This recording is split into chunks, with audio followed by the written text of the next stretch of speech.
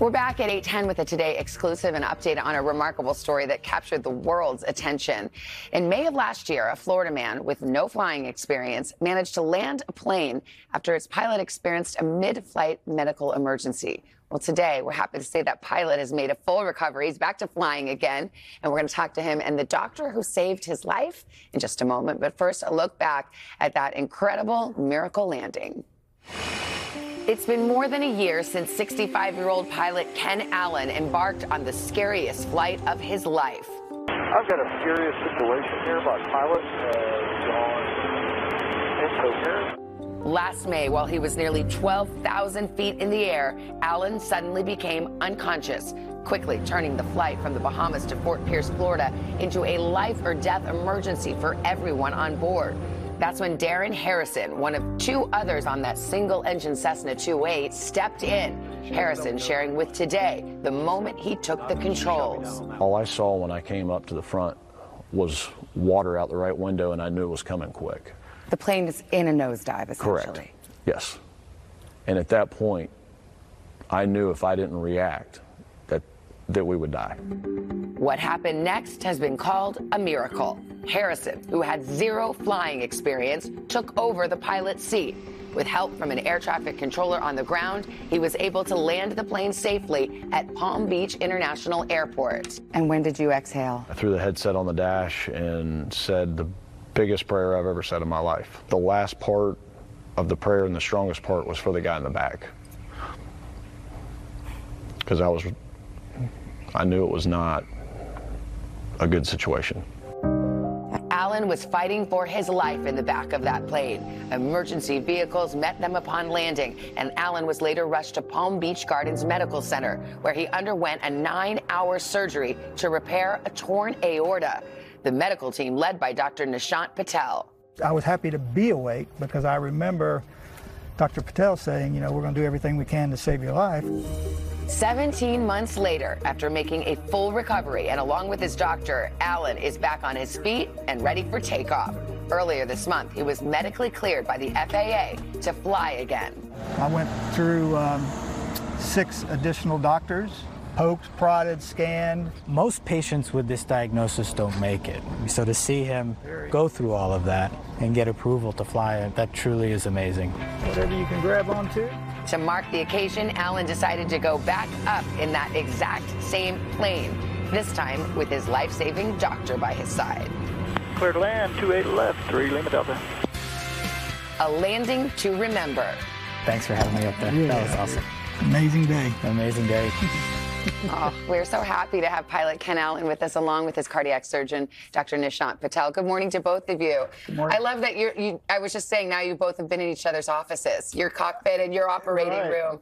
How are you feeling, Ken? I feel great. Yeah? Feel like my old self. So you have been flying, but you had to get medically cleared to ever fly solo again, and that's the milestone you've just reached. What did it take to get to this point? 17 months.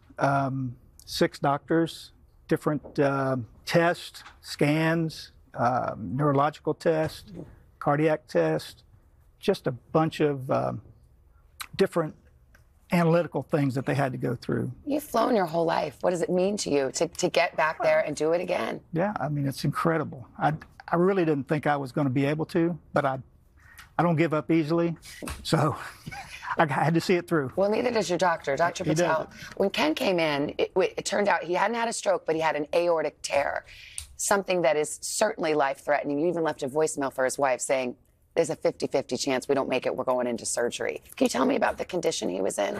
Right, so, when they landed the plane, he was incoherent, he wasn't moving part of his body, so they thought he had a stroke. They took him to our sister hospital and then rushed him over to our hospital when they made the diagnosis of an aortic dissection. So when I saw him in the ER, thankfully he looked like he was relatively stable, but when you come in with stroke-like symptoms and a tear in the aorta, that really portends a poor prognosis. So time is of the essence. You have to get him to the operating room, do what you can to save his life. Yeah, I mean, it's miraculous, not only that Darren Harrison, who we saw in the piece, was able to land the plane, but that you ended up landing at the hospital in Palm Beach where you hadn't expected to, which was close to the hospital you needed. Correct. If anything had gone wrong, you wouldn't be sitting here right now. Absolutely.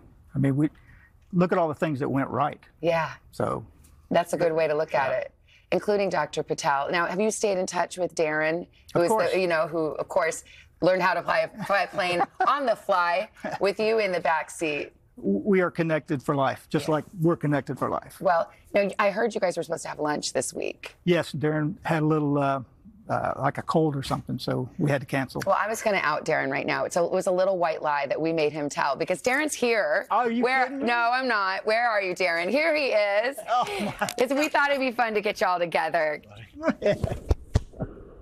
Oh, my God. I can't believe this. Yeah. And you know Dr. Patel? Nice to meet you. Hi, Darren. There's my buddy. How you doing? Oh, good. Have a seat. I know that you can sit between those two. Okay. Darren, I know, because we've kept in touch. You two are like, this is a life bond now. Y'all are brothers. Sure. Yeah. What has it been like? I haven't seen you in person since this had just Been great. happened. It's been great. And I know you got a new baby, little Mary Margaret. Oh, yeah, Isn't 14 it? months old. She's doing fantastic. I mean, when you think about it, I know we just talked about Ken. It's a miracle. So many things went right. I know that's how you think about it, Oh, too. 100%. Absolutely. I was telling somebody the other day, if we'd have flown to the airport that we were supposed to fly to, they probably wouldn't have made it because it was in the wrong location. Yeah. I mean, one thing after another. And there were 3 people in the plane that day. If not for you getting behind the controls. I mean, I don't know if you were still in shock when we first talked back in May of 2022, but I'm sure you've reflected upon it again and again. Do you still think about that day? I do. Especially when we think? were flying in the plane last week. Right. Oh, yeah. Well, you guys got right back in the saddle, I noticed, both of you. Oh, yeah, for sure. What do you think about, when you do, what do you think about that day? Occasionally you'll have flashbacks about it, but just most importantly, you know, how everything worked out and just it all came together. Yeah. It was just a miracle within itself. Yeah. Well, tell me about this friendship now. And have you guys gone, you know, he's got his wings now to fly Oh, solo. yeah. Are you going to fly with him? He's flying my wife next week in Oh, he is? Charleston. Okay. Oh, my gosh. So, okay. That's a vote of confidence. I'm taking the ladies up to Charleston, right? So for a girls' trip? For a girls' Where's my invite? I see you right over there. Your wife Brittany's right over there as well. I mean, she was 7 months pregnant when this happened. When you just think about how this beautiful story could have turned out so differently. I mean, I had so much guilt that I let these guys endanger their lives. I mean, the first thing besides crying was apologizing. Yeah. To him and Russ. I mean, I felt so bad. Once and for all, Dr. Patel, it's not Ken's fault, right? It could happen to anyone. Right. I mean, you know, risk factors, high blood pressure, there's some genetic conditions that can put you at risk for something like this. The problem is, you know, one of the biggest risk factors is an aortic aneurysm. And most patients don't know they have an aortic aneurysm. It's usually something that's incidentally found. So most patients, unfortunately, who have this problem have no clue that something like this could happen. Wow. You're amazing, Darren. We know you're amazing. I love that the first time you got together, Darren, you said he was apologizing, and then you finally said what? I had to grab him by the shoulders and just say, stop, He no did. more. He did. Quit. No more apologizing. That's right. It's a beautiful thing that came of this. You know, I'm in awe of our doctors and what you guys do and your team on the fly, 9-hour surgery, ready to go. Thank you. Thank you, Ken. Congratulations. You're back in the air. Darren, it's always good to see you. Always good to see you. Thank you. Let us get...